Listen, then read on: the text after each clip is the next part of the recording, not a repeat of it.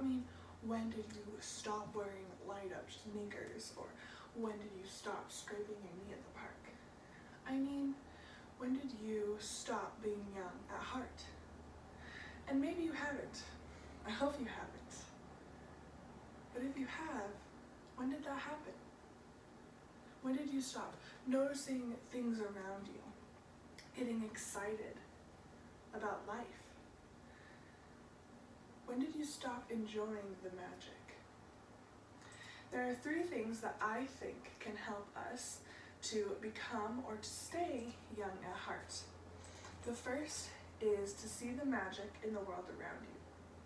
The second is to get excited about life and the world and your experience, your adventures, everything. The third is to be curious, to ask questions, to be full of wonder. I think these 3 things help us to be childlike, to see the world through their eyes. And we're going to talk about these 3 things today. The first is seeing the magic in the world around you. George Bernard Shaw was an Irish author, and he was someone who had a lot of fun. He had a lot of energy and excitement. He did a lot of things. He was a playwright, and so lots of parts of his life were kind of seen as wastes of time. But to him, he saw them as important things that he needed to do, that were necessary. And he was very childlike because of this. He said, "We don't stop playing because we grow old. We grow old because we stop playing." And I thought this was so interesting. How many of us stop playing? So I handed out some papers to you guys earlier. Here, I think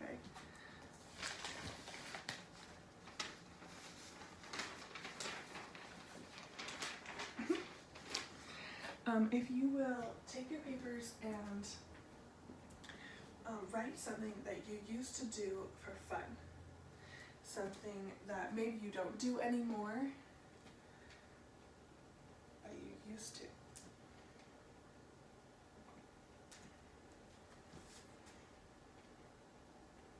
And I want you to think about this thing as we continue talking about being like a child and seeing the world through their eyes. I want you to think about this activity that you used to do for fun. So as I was thinking about adults who, they don't have as much fun as kids, and I was trying to figure out why, and I was thinking, well, some of us get old or tired or busy or broke, and the fun just kind of seems to take the back burner before we take it off the stove completely, and all our time that we could have fun, all our free time is spent watching TV or YouTube, where other people can have fun, but, we're just going to enjoy them having fun and living their dreams and pursuing things, and we'll just stay back and wish that we could quit our day jobs and do that too. But no, that's not really reality.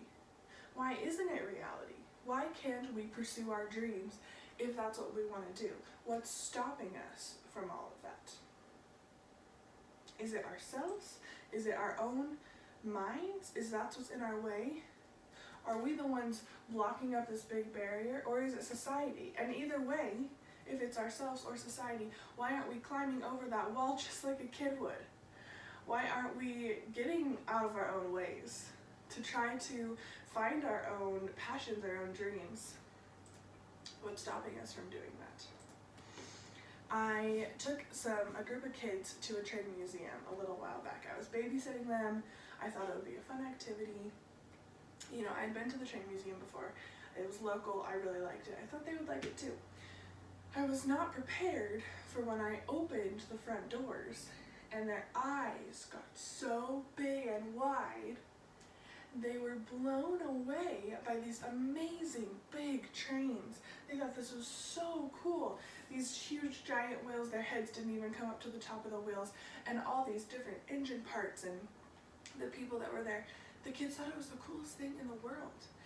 And I thought it was pretty cool when I went. But nothing like what these kids were seeing. They were shocked at the beauty that surrounded them. And I thought it was so inspiring the way they viewed this museum.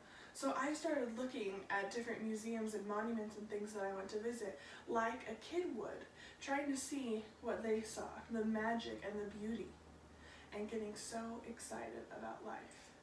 Which brings me to my second point, is kids get excited about everything.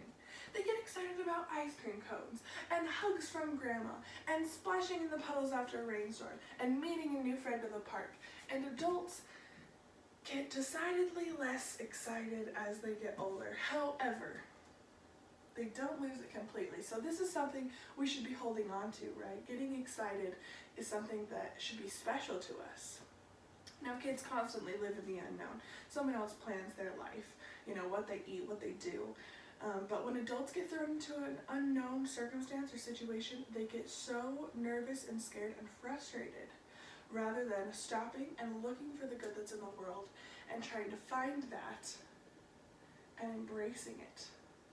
So why not, next time you're feeling sad or alone, or you're frustrated about your circumstances, stop and take a deep breath and find those good things in your life. Zig Ziglar was an American author. He was an inspirational speaker. He says, kids go where there's excitement. They stay where there's love. So go find that excitement. Go find that and love, and do it openly, because it's so exciting. The third thing, this is my favorite thing about kids, is their curiosity. They have this endless amount of curiosity. Have you ever had a toddler sitting there asking you questions, but why, but why, but why? And it kind of gets you frustrated and you just wish they'd stop. But they can't stop because they haven't seen so many parts of this amazing world, and they want to, and they're excited to. And that is so refreshing, because adults, they see curiosity as a bad thing. It's bad to ask questions. I should already know that. No, we shouldn't. We can't know everything, but we can try to learn something new every day. We can try to go to bed having learned something and excited to share that new knowledge with someone else the next day. Curiosity and positive thinking about the world is so important. Kids can see the world in this bright light, which is good because kids are our future. I have a little example of this, of a kid who took to the internet to share their positive ideas and curiosity. I think the world needs a pep talk. I need you to look, people. Look with your eyes. This is where we live. It's a good place. Look around you. What do you see? Volcanoes, sunsets, Justin Timberlake's teeth. Those things are perfect. But I'm telling you, world, we got some work to do. Open your eyes. How cool is it that we're all alive on the same planet at the same time? I think it's time that we start making cool stuff happen. On the planet we live on, there's poverty, hunger, injustice. The world is full of awesome. It's also full of not awesome. On the planet we live on, there's also potential, possibilities. Puppies. Yeah, I said puppies. I'm getting distracted. I'm glad you're here. I'm glad we're all here. We're all born to make a difference. It can be easy to get overwhelmed, feel like you can't do anything. But that's why we have each other. Oh, there's lots of bad stuff in the world, but there's also you. And there's me. Time to set some goals. I'm not talking squad goals. I'm talking global goals. All y'all, the whole world, is my squad goals. What the world needs is love, and also an end to extreme poverty, eliminating inequality, fixing our planet. That's why we got you. That's why we have each other. That's why we got goals, global goals. Together, we're louder. Together, we're brighter. Together, we're gooder. That isn't a word. Global goal number 4, education. Talk about school, I gotta tell you something. School cafeterias can be scary places. Where do I sit? Where do I not sit? Where's the cool table?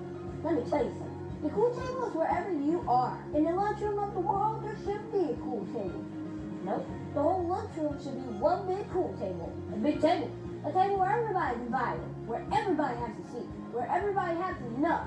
That's the kind of table that I want to be at. That's the kind of world I want to live in. That's the kind of world that we're building. Because of people like you. Yeah, you. I'm talking to you. I'm talking to you too. What an inspiring point of view, a way to look at the world.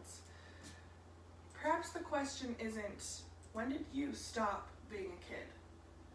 But when can you start being a kid? Thank you.